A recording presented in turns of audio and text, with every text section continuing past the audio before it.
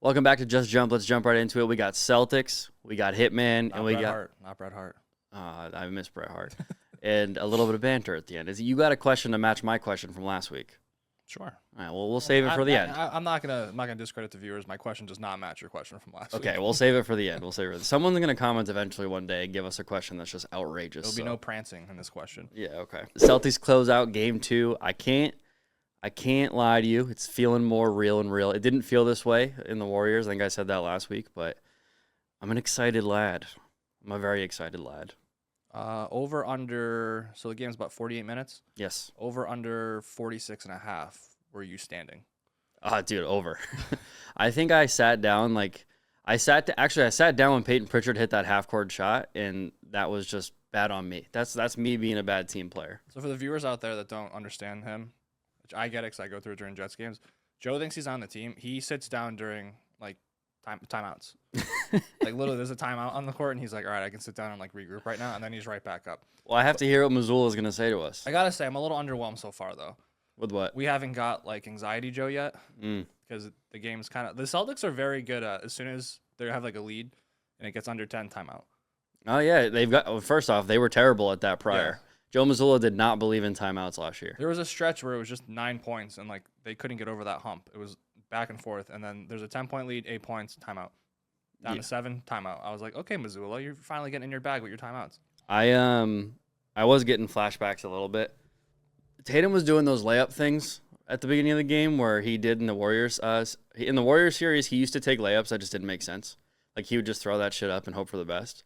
But thankfully, he doesn't do it 10 times in a row anymore because I'm loving the maturity out of him. There's no way the media can spin this. The guy had double-digit assists, almost had a triple-double, had 9 rebounds, had 2 steals, super crucial steal on Luka, to kind of get into another transition bucket. Let me add this in here before, because editing purposes, people who are watching. What do you make of the Tatum Brown discourse? All of the media people trying to pit them against each other. I kind of like it. Yeah. Because I need something. The Mavericks haven't delivered yet, so I'm I'm kind of a little hypocritical when it comes to stuff like that. Some of the questions they were asking at the press conference, I'm like, dude, just ask a basketball question. What are we doing right now? But I need a Stephen A. Smith viral video this week. Yeah, we need him to yell about something. Yeah, and I'm not going to get a viral video out of Stephen A. Smith if it's just nothing that's controversial for no reason. Well, I think the difference between young players and I guess they're not old players, but experienced players is that they understand that now. Years ago, it clearly would have bothered them, and now they're just we're not taking the bait. The Celtics won by 7. They were in control the whole game. Tatum almost had a triple-double, but Stephen A. Smith's going to be why did he have 18 points? Dude, it's ridiculous. And I can't wait until he spin zone it because he has 2 hours of TV time tomorrow he has to talk on, and it's going to be amazing. If LeBron went 18, 12, and 9, they'd be like, dude, he does everything. He's so good. But for Tatum, they're going to be like, I don't know. Yeah, I think this is finally coming down to the best team versus the best player, and there's not much more Luka can really. Luka is doing everything he can, and Kyrie averaging 14 points a game right now is just not going to do it. So either Luka needs to score 40 or Kyrie needs to start matching him on that 25 to 30 or this series is just done. And I am going to check the confidence a little bit because we are due for at least one Kyrie game when Kyrie just goes bananas. But we're also due for a Tatum game. Yeah, that's a good point. So if the Kyrie game comes and the Tatum game comes and you look at the rest of the rosters, I don't really think there's going to be anything different that happens in the first 2 games. You'll take the Tatum game over the Kyrie game. You know what? We need to discuss this. You know how many people picked Dallas in 5?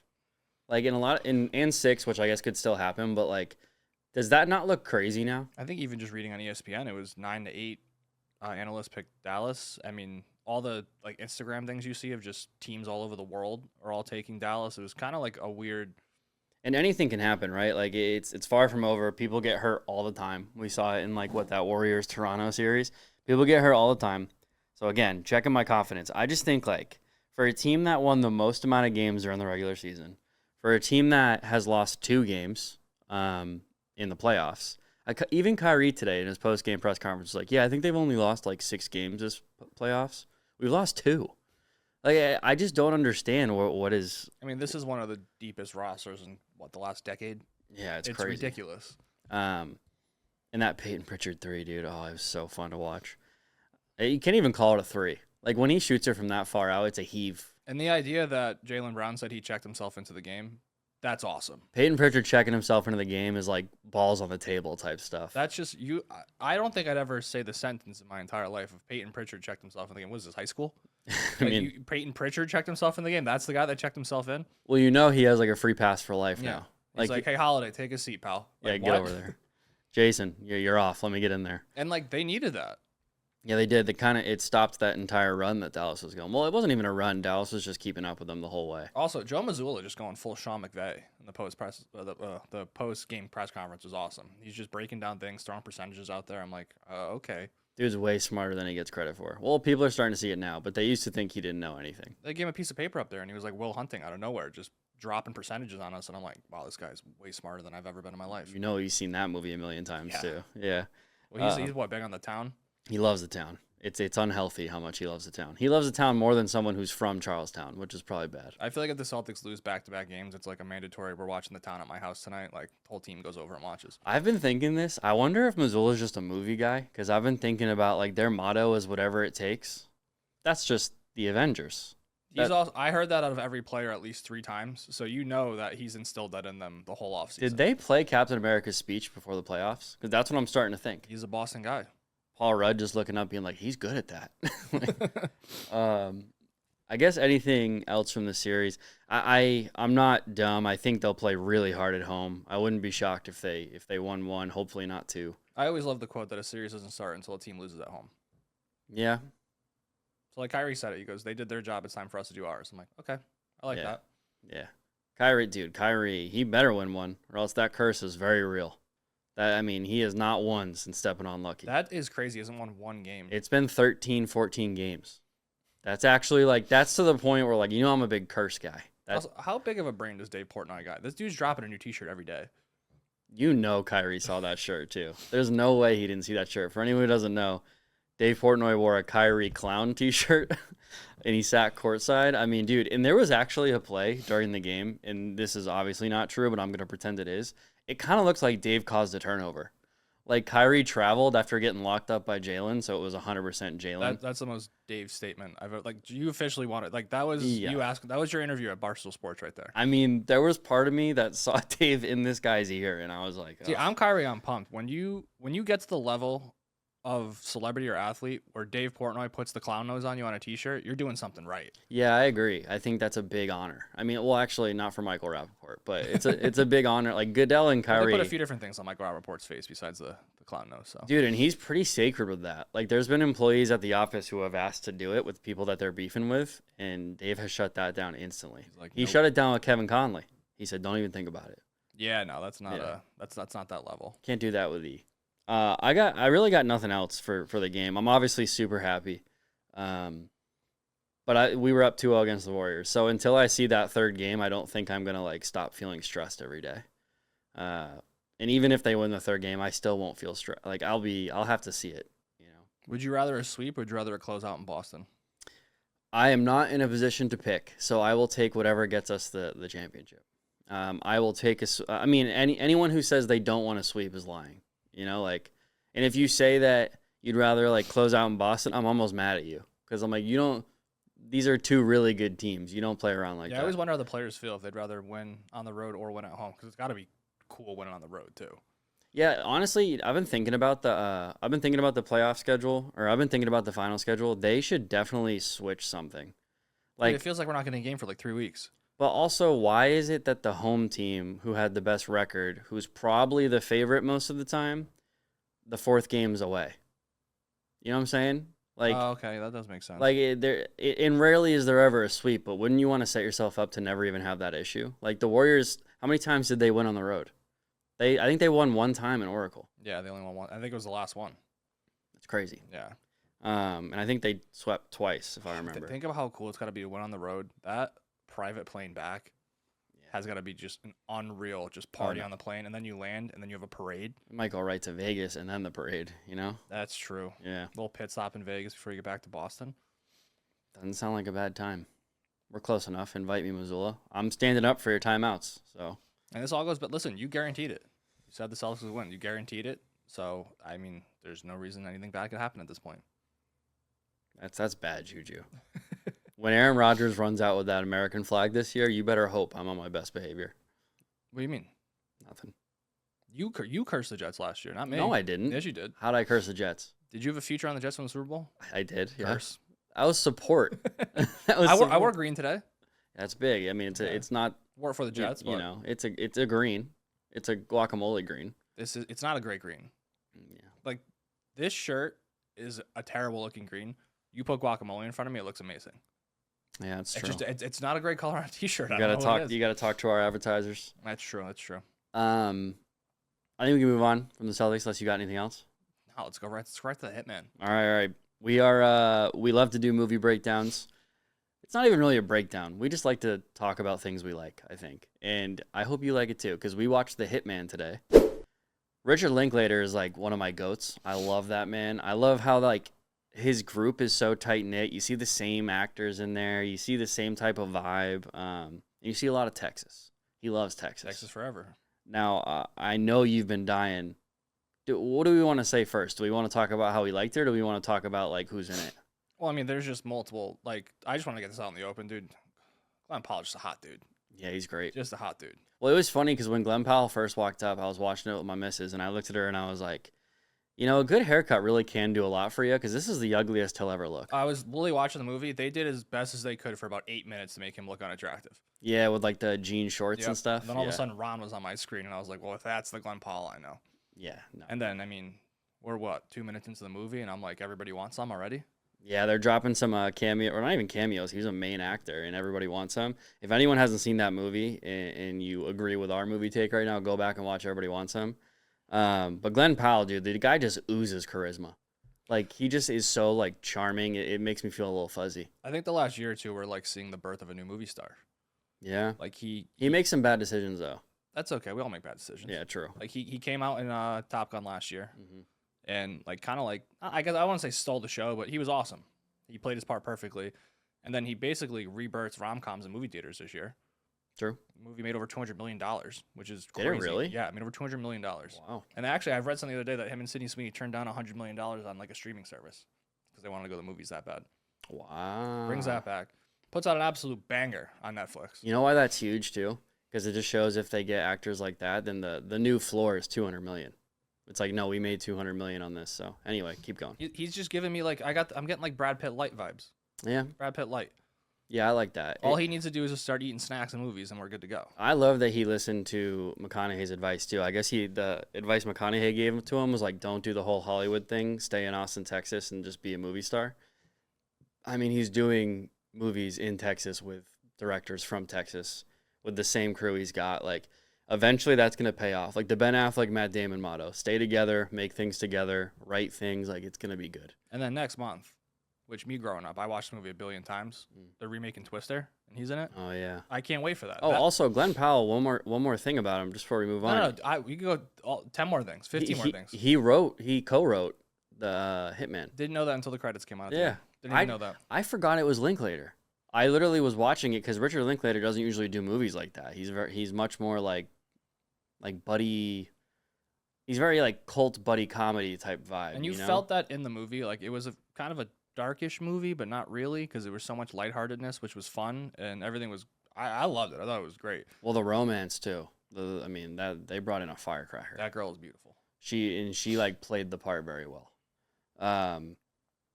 And the weird part, the thing I really enjoyed about it was that there was no real villain. Like, you were trying to figure out the whole time who the villain was. Oh, I was wrong 14 times. Yeah, I was wrong the whole time. And then finally I was like, oh, I see this coming now. It was such good writing that they made you think that everyone kind of was a villain. And I like movies like that where you're not really sure who was bad and who was good. You know, it's like the Sopranos-esque type vibe, like the anti-hero. I think we should develop something right now. We need to create our own ranking system. Okay. So is it like, since we're just jump, are we giving it like hops? Are we giving it jumps? What are we giving it? Like, are we giving it like a diver's score where we hold up a card? Maybe I should have got us whiteboards or something. How about this?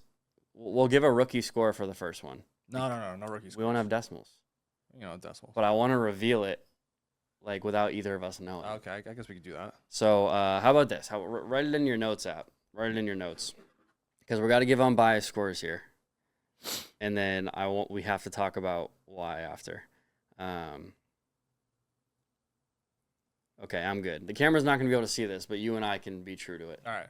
All right, ready? 3, 2, 1, reveal. All right, what's yours say? 8.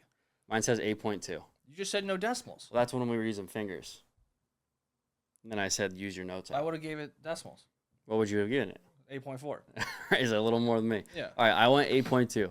I think that's a super solid score for it because 8 is like, if I give you an 8 on a movie, I think you've achieved what you were going for. If I give you an 8 on a movie, I think I'm gonna end up rewatching it in the same year. That's a good way to say that. Yeah. I think if I give an 8, then actually I'll say 7 is I'm respecting that you got what you were going for. 8 is I also enjoyed it, so I'll go 8.2. Like 7, I'm telling you to go watch it. Yeah. 8, I'm watching it again. But I like what you said. I will watch that again. I'll definitely throw it on in the background. But it's kind of like a good movie to watch with the boys, good movie to watch with a lady, good movie to watch with like your parents. Like it gave me a little bit of everything. It was pretty cool. How about this? Just out of curiosity, just because I know we're both big Interstellar guys, what would you give that number so we can compare it? Interstellar? Yeah. The limit doesn't exist. It just doesn't. No, that's a 10. Yeah, that's a 10. And honestly, like I was gonna say 9.9 just to be like, oh, a 10 is like actually no, it's 9.9. A 10 is I watch the movie multiple times throughout a year, and if they decide to re-release it in a theater, I will go pay the money to see it. I'm gonna give it a 9.9. You're wrong. Lord of the Rings. I got it. That's my 10. That's my only 10. Like 3rd or 4th on my trilogy list. Yeah, okay. What? I've seen you watch it. Austin Powers. Now that's limit doesn't exist on that either. All right. Well, go watch the movie. I'm liking Netflix the last like few years, giving us a few bangers. We got Bullet Train, we got The Gray Man, we got this, we got The Killer last year. They stopped making decisions based off of what people want and the angry mobs want. Did you see what this got on Rotten Tomato? No, but can I guess? Take a guess. 87. 97. 97? 97. Wow. Critic score. Oh, by the way, the movie's kind of based on a true story. A little bit. The ending where they put like the last like square was hilarious. Yeah, a little bit. That was great, yeah. That's how they started it. They're like, this is kind of based on a true story. And then you kind of get at the end what they're talking about. They're like, sort of. Okay. 97 from critics. Wow, that's pretty good. Yeah, I was like very shocked. That's really good. I read that this week. Who'd they pay? Well, they love Richard Linklater, which they should. I think we got a new movie star in our hands. I think we got a guy that when he makes a movie, we're gonna start paying some money to go see it. I'll go see Twister. I'm ready. The biggest screen possible. Yeah, you have to. That's one of those IMAX. I need all the sounds around me going crazy. I watched that movie 1 billion times growing up. Who would have thought they just put some tornadoes on the screen? I'm gonna watch it. Yeah. All right. Well, I think we should end it off. I'm interested. What do you got for your question? All right, so we're at trivia this week. Yeah. And one of the trivia questions was, what was the most popular jelly or jam in the 2010s? Yeah. Now, I'm just thinking here. I'm just going to ask just a question. You're making a peanut butter and jelly at home. Yeah. What are you using? What jelly am I using, or what I know the exact product for each item I'm using. Not product, just flavor. Strawberry. Okay, yeah. Yeah. It's obviously strawberry. Yeah, but I actually would, in trivia, I think I would say grape. No, it was strawberry. Oh, it was. But there were some people out here saying that they make peanut butter and jellies with grapes still. Okay. What is wrong with you? So here's my counter argument. Well, it's not even an argument because the answer is strawberry. It's not even close. Yeah, but the whole like, there was a point in my life where I grew up in like a little bit of poverty, I'd say. Yeah. Grape's a big like, you know those plastic squeeze ones? Like grape was more popular in Massachusetts at least. Well, no, growing up, yeah, grapes there, and then we become adults, and you grow up, and the palate gets a little bit better, and you realize I'm never making a peanut butter and jelly with grape again. Yeah, it's strawberry. That's actually I'm insulted that somebody would argue on that. Oh, it was a big deal. It was a big thing. And grape, honestly, grape jelly doesn't even taste like grapes. They just put so much sugar in it. Yeah, I'm like, give me the strawberry, please. That's it. I could not believe some of the people. So then people started throwing raspberry out there. I'm like, you're just trying to get cute now. Yeah, if you're doing raspberry jam, you're just like, you're one of those people that like, well, there's 1,000 different examples, but you're just posh. I mean, the berry debate starts at 2. Strawberry is 1, unquestionably. The berry debate starts at 2. If you can start throwing your raspberries, blackberries, blueberries, get them all out there at that point, strawberry is the king. It's number 1. Yeah, but okay, so raspberry to me, if you say raspberry jam, you're like the one who like only watches like niche foreign films. Yeah, you're the guy that like when J. Cole and Kendrick were going at it, or I mean when Kendrick and Drake were going at it, you were like, well, J. Cole's still fire. Yeah. Okay, have fun with your raspberry, pal. You're just trying to be different. That's the guy that always, when they compare like LeBron and they compare Jordan, the guy that's always like, well, what about Kobe? Or even then, like Paul George. They'll just be like, well, Paul George might be the raspberry jelly of the basketball It really depends scene. on what team he goes to this offseason. Oh, my gosh. Who's the best baseball player of all time? You just rank someone random. Nomar. For baseball? That's the raspberry people. All right. Well, I liked your jelly question. I don't think I got anything else. We don't need to force it. We're going to be meeting again later this week, so we could do this all over again. A few days. Go Celtics. And I will see you on Wednesday, hopefully just as happy and chipper as I am today. You guaranteeing a win? Don't stop trying to do this. Come on, guarantee a win, dude. I'm not. Put it out there for the it's for the people. I've walked down this lonely road, the only road that I've ever known. I'm not doing it again. Yeah, say that you're gonna just dog walk the Mavs. No, I'm not gonna do that. Yeah, why not? Come on, for the people. My shadow is the only one who walks beside me. I mean, you shouldn't even be thinking of that song right now. Green Day. You should be thinking of what's that song I used to play all the time? The Rick Ross song. Oh, Purple Yeah, Lamborghini. you should be just blasting that. They still play it. It's just not their walkout song. Ah. Oh, I got one more random question to end it. You know how teams have like their yearly rituals of their huddle? Like this year, I think like Jalen goes, "Where are my dogs at?" or "Where are my road dogs at?" and they all like bark at each other. And then the 08 season, it was the Ubuntu thing. Like that's what KG would say. Is there anything you can think of like a pregame ritual? Like who's the king of pregame rituals? Because I have a couple in my head. I mean, I automatically go to football.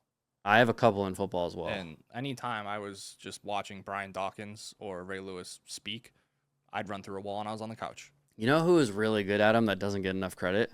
Drew Brees was great at pregame rituals. He would do like an army thing. Do you remember when he would like count to 10 or something? I feel like he probably didn't swear the whole time either. No, he's never Yeah. sworn. And then You know they love that. They can just post the whole thing on a clip and they're like, we don't got to worry about nothing. I think the best pregame ritual of all time is Jameis Winston eating the W. Don't you ever speak of my king like that ever again. It's the worst best of all time. Don't.